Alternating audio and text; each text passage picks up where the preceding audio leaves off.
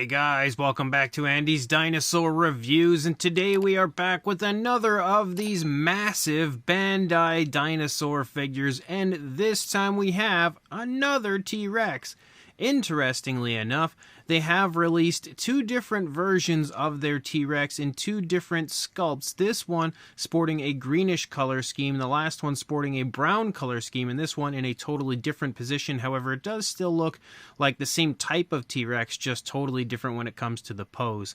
But you can see the box art looks pretty cool. We again have the Bandai logo down there in the bottom right-hand corner. If we turn to the side, you can get another shot here of the dinosaur, closer to a full body shot. Also see the very interesting pose. Better shot for sure on the back here of the pose. The dinosaur is in like almost an upright stance, but the tail isn't dragging on the ground. It's very interesting the way that they've chosen to pose this one. And then here on the side, another shot of the T-Rex. I have to give a massive shout out and a thank you to my good friend Dino Mike Mac, who was awesome enough to help me acquire this, because it is a pretty pricey figure to get here in the United States, so it's not something that's easily accessible. So again, thank you to him as always for helping me grab some awesome stuff. So anyway, let's pop this out of the box and check it out. So here is our Bandai T-Rex.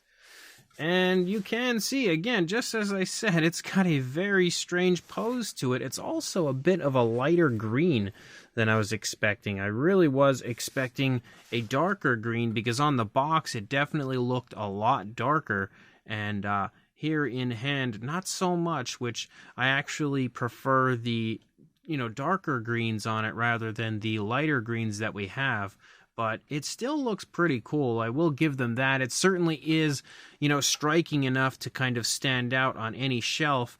It's also, I don't know, awkward looking, I will say. It's definitely a little bit awkward looking. The pose is just so strange, and it seems like in general, the poses for these Bandai Tyrannosaurs are consistently a little bit weird, because the pose that they had given the larger brown version that also I had reviewed was a little bit weird. Almost looked like it was attacking a pterosaur.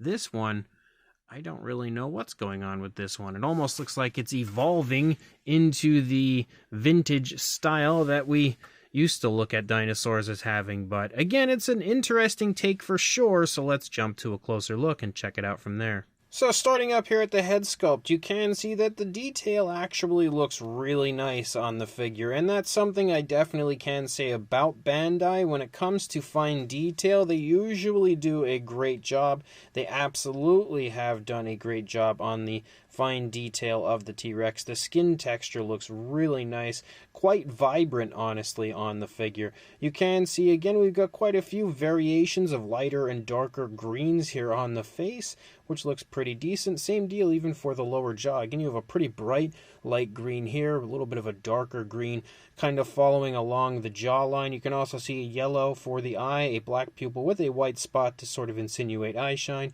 We have the nostrils sculpted out up here at the tip of the snout. We do have an articulated jaw for the figure, but as you can see, it's a little loose.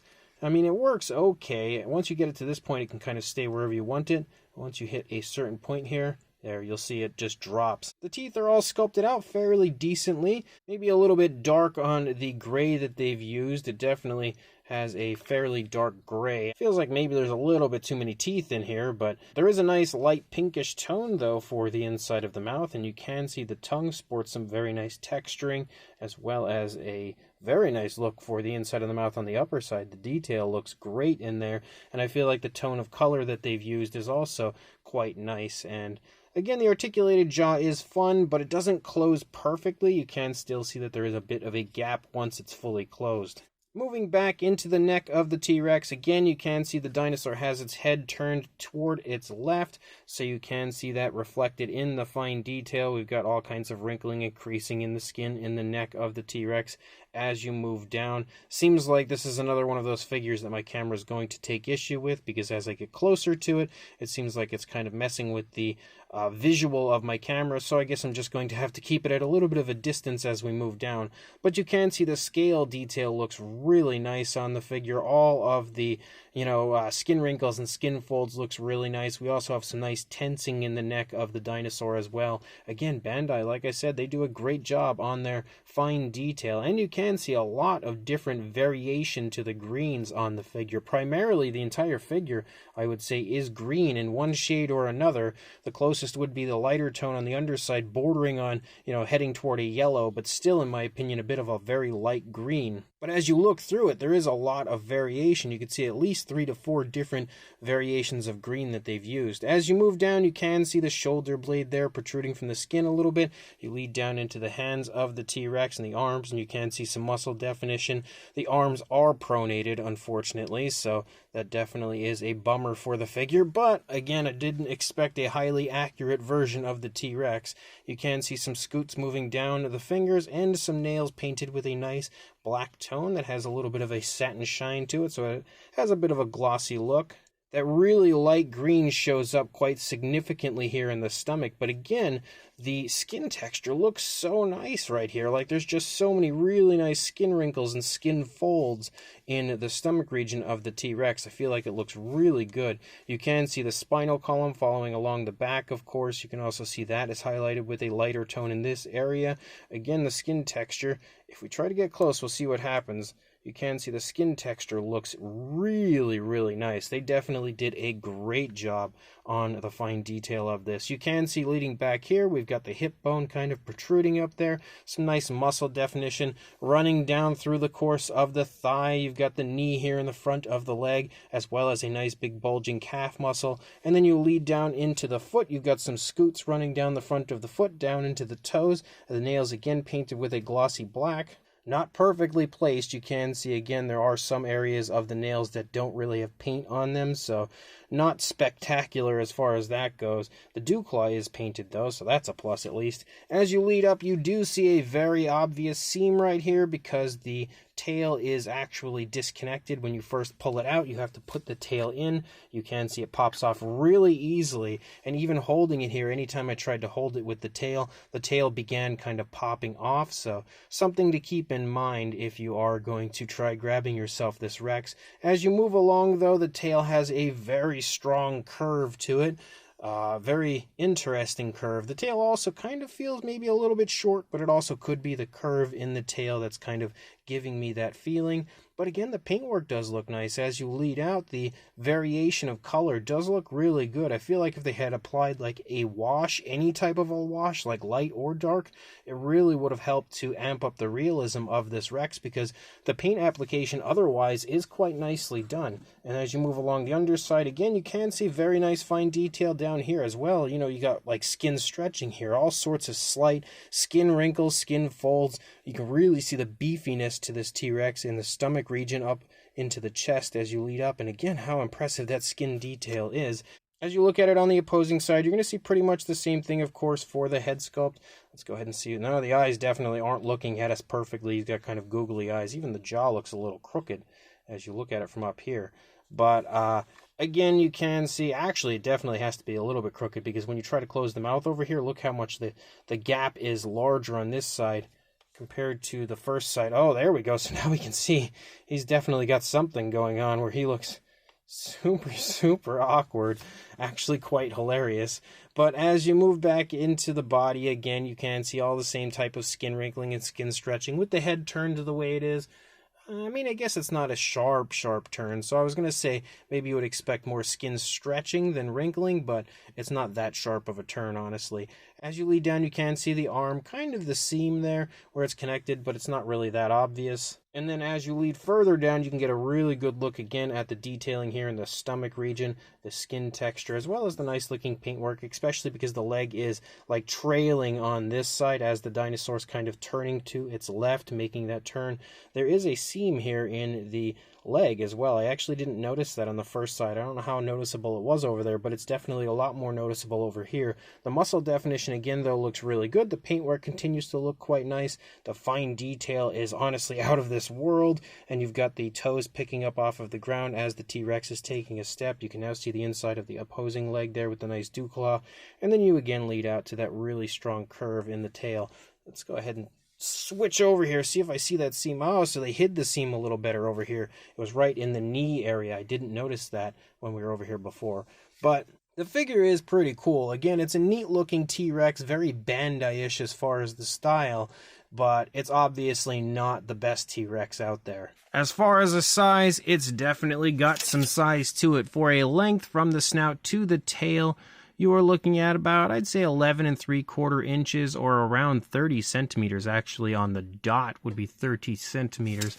Now, of course, the T-Rex would have a good bit more length if the body wasn't kind of curled toward us. If this tail was actually outstretched, it would have a lot more length to it, but because of the pose, it kind of gives it a little bit of a shorter length. But as far as a height goes, you are looking at about 8 3/4 inches, or right around 20, almost 22.5 centimeters. So definitely quite sizable. And for a size comparison to show you that, there is Mr. Papo T-Rex, the Attack Pack Colovosaurus, Robert Muldoon, and the Collect A human being next to our Bandai T-Rex. And you can see that Bandai Rex is really quite large, definitely putting every other figure here to shame when it comes to a size. We've also got a Mattel Velociraptor and Dilophosaurus here stepping in for another comparison. I feel like this Rex is actually very similar in size, if not the same size, as the previously released Rex. So I think we really just need to compare those two with each other. So here's a comparison with the previously released T-Rex, and you can see, just as I expected, they are absolutely